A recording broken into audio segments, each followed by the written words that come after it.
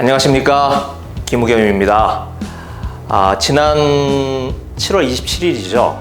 문체위 법안 1소위 제가 속해 있는 이곳에서 언론중재법 개정안을 통과시켰습니다. 이게 통과되자마자 조중동을 비롯해서 대단히 비판적으로 보도를 내보내고 있고요. 또 몇몇 언론단체들도 이에 대해서 반대하는 성명서를 발표했습니다. 그래서 그 내용을 한번 설명드리고 그 반발하는 내용에 대해서는 뭔가 오해를 좀 풀어주고자 오늘 이 자리에 섰습니다. 오늘 좀 특이하게 제가 이렇게 칠판을 준비했는데 뭔가 좀 설명이 필요할 것 같아서 칠판 앞에 섰습니다. 우선 이 첫 번째를 보시면 성명서 내용입니다. 성명서 내용이 언론의 자유를 법률로 제약해서는 안 된다. 또 비례의 원칙에 위배된다. 특히 이 징벌적 손해배상제에 대해서 과잉 입법 금지다. 과잉 입법 금지 원칙을 훼손하는 것이다. 이런 내용입니다. 이 내용에 대해서 정말 그런지 모두 제가 한 3차례에 걸쳐서 이번 언론중재법에 대해서 설명을 드리고자 합니다. 제일 중요한 게 지금 설명드렸던 이 징벌적 손해배상제입니다. 이 내용과 관련해서 먼저 제가 첫 번째 편을 만들어서 설명을 드리고 두 번째, 세 번째 편 연달아서 준비하겠습니다. 그러면 가장 중요한 이 징벌적 손해배상제에 관련된 내용을 한번 살펴보겠습니다. 이 내용을 보면 이게 제30조잖아요. 제30조가 언론의 오보로 피해를 받았을 때 어떻게 구제해 줄 것인가 라고 하는 내용을 담고 있는 게 이 30조입니다. 30조 제목이 손해의 배상 이렇게 나와 있죠. 이 중에서 왼쪽에 요걸 기준으로 해서 왼쪽이 기존의 법률안입니다. 그리고 오른쪽은 이번에 개정이 된 겁니다. 30조 1항은 개정이 안 됐어요. 그렇지만 한번 이해를 돕기 위해서 제가 좀 설명을 드리겠습니다. 언론 등이 고의 또는 과실로 인한 유법 행위로 인하여 재산상 손해를 입거나, 여기서 한번 끈을 읽으셔야 됩니다. 그 다음에 인격권 침해, 그 밖에 정신적 고통을 받은 자는 그 손해에 대한 배상을 언론사당에 청구할 수 있다. 이런 내용인데요. 앞에 재산상 손해를 입은 경우는 사실 어려움이 별로 없습니다. 회사가 망해서 문을 닫았거나 또는 매출이 줄거나 또는 오보로 인해서 직장에서 쫓겨나거나 이런 경우에는 그 손해액을 계산하기가 비교적 쉽죠. 그래서 그 액수만큼 배상을 해주면 된다 라고 하는 내용이 이 30조의 1항에 있습니다. 하지만 문제는 인격권 침해, 정신적 고통, 명예훼손 이런 거죠. 이런 건 좀 가늠하기가 얼마만큼 손해를 받는지 돈으로 따지기가 쉽지 않습니다. 그래서 30조 2항이 만들어져 있습니다. 자, 다시 한번 말씀드리지만 이건 기존의 법률입니다. 기존의 법률이 30조 2항을 보면 손해가 발생한 사실은 인정이 되나 손해액의 구체적인 금액을 산정하기가 곤란한 경우, 아까 제가 말씀드렸죠. 그런 경우에는 그럼 어떻게 계산하느냐, 여기에 대해서 기존의 법률은 이렇게 되어 있습니다. 변론의 취지 및 증거조사의 결과를 고려하여 그에 상당하다고 인정되는 손해액을 산정하여야 한다. 이렇게 되어 있는데 여러분 어떻게 보세요? 사실 그냥 판사 마음대로 하라. 이런 내용입니다. 판사가 알아서 해라. 자, 그랬더니 무슨 문제가 발생하느냐. 언론의 오보로 인해서 엄청난 정신적 고통을 받고 집안이 망가지고 사회생활도 못하고 그 사람의 인생이 송두리 망가졌어요. 그래서 재판을 걸었더니, 소송을 했더니 얼마를 받느냐? 500만 원 받는 게 가장 많습니다. 일단 재판에서 받아들여지기도 힘든데 설사 재판에서 받아들여진다 할지라도 그 손해액, 이 근거에 의해서 받는 손해액이 500만 원 이하, 100만 원부터 500만 원 이하가 반절이 넘습니다. 지난 10년간 그랬습니다. 또 20년 전, 30년 전에도 500만 원 이하가 가장 많았습니다. 이러니 여러분들이라면 소송을 하시겠어요? 지금 변호사 비용만도 500만 원이 넘습니다. 받아봐야 변호사 비용도 충당하기가 어려워요. 이러니 언론의 피해를 보더라도 사람들이 그냥 아휴 그냥 운명이려니 하고 그냥 넘어갑니다. 끝까지 안 싸워요. 못 싸우는 거죠. 그래서 언론중재위원회 들고 갔다가도 실제로 끝까지 가는 경우가 40%가 안 됩니다. 이래서 너무 문제가 많다 라고 하는 생각에서 그런 현실 속에서 개정안을 만든 게 이겁니다. 개정안을 보면 여기까지는 똑같아요. 산정하기 곤란한 경우에는 곤란한 경우에는 했는데 아까는 변론의 취지 및 증거조사의 결과를 고려하여 이렇게 돼 있죠. 그런데 그걸 바꾼 겁니다. 어떻게 바꿨느냐? 보도에 이르게 된 경위, 보도로 인한 피해의 정도와 함께 언론사 등의 전년도 매출액의 10,000분의 1부터 1000분의 1까지를 곱해서 10,000분의 1에서 1000분의 1을 곱한 금액 등을 고려하여 인정되는 정당한 손해액을 산정해야 한다. 이렇게 바꿨습니다. 10,000분의 1에서 1000분의 1 이게 중요합니다. 한번 다음 표를 한번 볼까요? 우리나라 이른바 기성언론, 레거시 미디어라고 하는 언론사들의 지난해 매출액입니다. 사실 2천억 원을 넘는 언론사가 우리나라 신문사에 5군데밖에 안 돼요. 흔히 이야기하는 조중동 3군데하고 경제지 2군데입니다. 매일경제, 한국경제. 이 2군데가 2천억에서 2,800억까지에 이릅니다.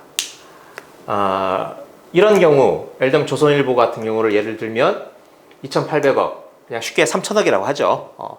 3천억이라고 하면 3천억에 10,000분의 1이면 3천만 원입니다. 1000분의 1이면 3억이죠. 그러니까 3천만 원에서 3억까지가 아까 말씀드렸던 10,000분의 1에서 1000분의 1에 해당이 되는 금액입니다. 그런데 우리나라 언론사 굉장히 많죠. 인터넷 언론사까지 합치면 뭐 10,000개가 넘는데 그 중에 연 매출액이 10억이 안 되는 데가 90% 이상입니다. 그런데 에다가 예를 들면 뭐 1억 이렇게 징벌적 손해배상을 맞으면 그 회사는 뭐 망할 수밖에 없는 거죠. 그래서 큰 데는 크게, 작은 회사는 작게 그 규모에 맞춰서 하자라고 하는 어떤 생각, 철학 속에서 10,000분의 1에서 1000분의 1 매출액에 비례해서 하자라고 하는 게 이번 법안의 정신입니다. 예를 들면 자동차 과속 같은 경우에 과속하다 걸리면 뭐 10만 원 이렇게 문다고 할 경우에 하루 벌어서 하루 먹고 사는 사람도 10만 원, 뭐 몇 조, 몇십 조의 재산을 가진 재벌도 10만 원. 이러면 그게 이 균형의 정의에 맞지 않잖아요. 그와 마찬가지로 큰 곳은 신문도 많이 찍어내고 보는 사람도 많으니 그런 사회적 영향력, 파급력 이런 것들을 계산해서 고려해서 그에 맞춰서 하자라고 하는 게 이번 법안의 취지입니다. 자, 그러면 이렇게 뭐 10,000분의 1 1000분의 1를 곱할 수 있는 매출액이 있으면 매출액이 있으면 이렇게 곱하는데 매출액이 없는 경우가 있지 않겠습니까? 이렇게 매출액이 없거나 또는 매출액의 산정이 곤란한 경우, 그러니까 신생사 같은 경우는 지난해 매출액이 없죠. 또는 뭐 어떤 이유인지 알 수 없으나 하여튼 매출액을 좀 잡기가 곤란한 경우, 이런 경우에는 1억 원을 초과하지 않는 범위 내에서 손해액을 산정하도록 이렇게 했습니다. 네, 그러면 이러한 조항에 대해서 뭐 여러 가지 반박이 있어요. 뭐 오해라고 할 수도 있고 뭐 의도된 곡해로 보이기도 하는데 그걸 한번 살펴보겠습니다. 네, 그 중에 이런 반박이 있어요. 매출액을 가지고 손해액을 산정하는 것은 전례가 없다. 이런 반박이 있는데 있습니다. 이게 없는 법리가 아닙니다. 대표적으로 공정거래법에 규정이 되어 있는데, 쉽게 얘기하면 재벌인데, 그 재벌이 시장 지배적 지위를 남용할 경우, 그러니까 자신들이 시장에서 얼마나 덩치가 큰지, 그 큰 덩치를 이용해서 자신들의 어떤 권한을 남용할 경우에 연 매출액의 뭐 6%, 10% 이렇게 과징금을 물 수 있도록 되어 있습니다. 예를 들면 삼성전자 같은 경우에 지난해 매출액이 아마 160조 이 정도 될 겁니다. 그러면 삼성전자 160조에 10%, 16조를 물 수 있도록 되어 있는 거예요.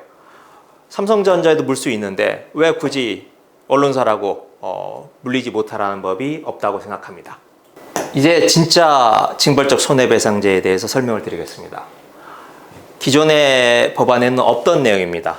그래서 신설이 됐습니다. 아까 제가 30조라고 했죠. 그래서 30조에 2로 새로 들어간 겁니다. 제목이 허위 조작 보도에 대한 특칙, 이렇게 되어 있습니다. 특칙. 일반적인 경우가 아니라 특별한 경우에 적용이 된다라고 해서 특칙입니다. 내용을 한번 보시죠. 법원은 언론의 고의 또는 중대한 과실, 이걸 잘 보셔야 됩니다. 고의 또는 중대한 과실로 인한 허위 조작 보도에 따라 재산상 손해를 입거나 등등등입니다. 자, 아까 경우에는 일반적인 오보, 일반적인 손해에 대해서 언급한 겁니다. 이번은 두 가지가 있습니다. 우선 허위 조작 보도라고 하는 건데요. 이 법안에 이게 30조죠. 2조에 보면 허위 조작 보도란 해서 그 허위 조작 보도에 대한 정의가 있습니다. 그 허위 조작 보도는 쉽게 얘기하면 그냥 우리는 흔히 그냥 가짜 뉴스라고 얘기를 하죠. 그리고 단순한 허위의 보도가 아니고 조작을 했을 경우입니다. 즉, 이 기사를 보는 사람들이 사실로 믿도록 조작을 했다는 거죠. 그런 허위 조작 보도를 어떻게 했느냐? 고의로 했거나 또는 중대한 과실로 했을 경우, 그러니까 굉장히 어려운 겁니다. 아주 악질적인 기사에 이 징벌적 손해배상제를 적용하도록 되어 있는 겁니다. 그런 경우에 그런 보도로 인해서 재산상 손해를 입거나 뭐 인격권 침해 또는 그 밖에 정신적 고통이 있다고 판단되는 경우에 손해액의, 아까 우리가 30조에서 봤죠? 그렇게 산출된 손해액의 5배를 넘지 않는 범위에서 손해배상액을 정할 수 있다. 이렇게 되어 있습니다. 이게 징벌적 손해배상제입니다. 이 조항이 30조의 2. 이 법안에는 징벌적 손해배상제라고 하는 말 자체는 없어요. 제목은 허위 조작 보도에 대한 특칙 이렇게 되어 있습니다. 여러분들도 잘 아시다시피 이 징벌적 손해배상제, 미국, 영국, 이런 나라에 다 있는 제도입니다. 이런 우리나라에도 일부 도입이 되어 있어요. 그 나라의 경우에 가장 유명한 사례들 많이 있죠. 예를 들면 유명한 그 레슬링 선수였던 헐크 호건 같은 경우에 자신의 동영상을 언론이 보도를 했어요. 사생활이 담긴. 그래서 얼마를 배상받았느냐? 1,500억 원을 배상받았습니다. 그래서 그 보도한 언론사 망했어요.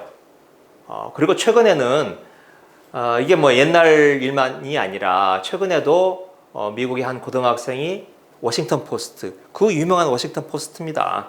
그 유명한 워싱턴 포스트를 상대로 3천억 원의 손해배상을 제기를 했어요. 그래서 실제로 얼마를 받았는지는 모르겠어요. 근데 합의를 해서 이겨서 상당한 액수를 받은 게 얼마 전 일입니다. 이렇게 미국에서는 있는 제도죠. 그리고 조국 전 장관 그 딸과 함께 등장하는 그 문제의 사파, 여기에 대해서 우리나라 법원에 10억 원을 배상을 청구를 했어요. 근데 아까 말씀드렸다시피 500만 원. 근데 그칠 가능성이 높아요. 그런데 그랬더니 조선일보 거기에 대해서는 눈썹 하나 까딱하지 않았습니다. 그런데 미국에다가 미주 조선일보에 1천억 원, 1억 달러, 그 징벌적 손해배상제가 있는 미국에 1천억 원에 해당되는 걸 걸겠다라고 했더니 갑자기 조선일보가 화들짝 놀라서 바로 한 번도 그런 적이 없었던 것 같은데 한 면에 걸쳐서 아주 자세하게 자신들이 이 보도가 왜 나갔는지 경위를 설명하는 보도를 내보냈습니다. 그만큼 징벌적 손해배상제가 가지고 있는 영향력이 있다는 거죠. 근데 미국 같은 경우는 몇천억 원인데 우리나라 지금 5배 했습니다. 그랬더니 이제 이 언론의 문제점을 많이 느끼고 계신 분들은 5배가 뭐냐, 50배 해야지, 100배 해야지 라고 말씀하시는데 쉽지 않은 일입니다. 그만큼 우리 사회의 어떤 반발과 이런 게 크기 때문에 그나마 지금 5배 정도 했습니다. 5배를 했을 경우 아까 제가 조선일보 예를 들었죠. 3천억이 안 됩니다. 3천만 원에서 3억이고요. 3억에서 5배를 해봐야 15억입니다. 그게 현재 우리가 할 수 있는 최대한이지만 그나마 그렇게 했을 경우에 언론사 사주들이 뜨거라 하고 조심하고 여태까지 기자들에게 자사 소속의 기자들에게 돈 되는 일에 막 내몰아서 확인도 안 하고 기사 쓰게 만들고 선정적이고 자극적인 보도를 하도록 했던 그동안의 폐해에서 조금은 조심하게 만드는 그런 효과를 볼 수 있지 않을까 하는 게 저희들이 가지고 있는 기대입니다. 네, 여론조사 한번 보죠. 며칠 전에 나온 겁니다. YTN 잘 안 보실 텐데 YTN이 7월 30일에 한 여론조사입니다. 제가 7월 27일에 이 문체위 소위에서 법안이 통과 난 뒤에 YTN이 조사를 한 건데 이 5배 물도록 한 징벌적 손해배상제 여기 대해서 찬반을 물었더니 56.5%가 찬성을 했습니다. 반대하는 의견은 35.5%입니다. 연령별로 보면 20대부터 60대까지 찬성하는 여론이 더 많았습니다. 반대하는 여론이 많은 연령대는 70대 이상뿐이었습니다. 사실은 이것보다 더 많았어요. 징벌적 손해배상제에 대해서 거의 70%, 80%가 찬성이었는데 이게 좀 논란이 되고 국민의힘에서 반대를 하니까 아마 국민의힘 지지자이셨던 분들은 원래는 좀 징벌적 손배제에 대해서 찬성을 하시다가 국민의힘이 반대를 하니까 조금 더 이게 늘어난 것 같습니다. 그래도 여하튼 그래도 국민의 대다수가 이 제도가 필요하다. 그동안 언론이 너무 갑질을 많이 했고 너무나 무책임하고 선정적인 보도, 정치적으로 편향된 기사를 내보냈다라고 하는 게 일반 국민들의 평균적이고 보편적인 생각인 겁니다. 그래서 이러한 여론을 바탕으로 저희들 이번 8월 국회 내에서 가급적이면 되도록 8월 국회 내에서 이 법안 통과가 될 수 있도록 최선을 다해서 노력을 하겠습니다. 오늘은 여기까지고요. 다음에는 그러면 이 징벌적 손해배상제를 남용하는 사람들이 있지 않겠느냐. 예를 들면 돈 있고 힘 있는 사람들이 이 법안을 가지고 남용을 해서 이른바 위축효과 또는 어떤 전략적 봉쇄 소송 이런 걸 하지 않겠느냐에 대한 우려가 있기 때문에 그렇지 않다. 그런 걸 하지 못하도록 만든 법안이 이 법안에 이어서 바로 잇따라 나옵니다. 그걸 비롯해서 나머지 법안들에 대해서 설명을 드리도록 하겠습니다. 네, 오늘은 여기까지입니다. 고맙습니다.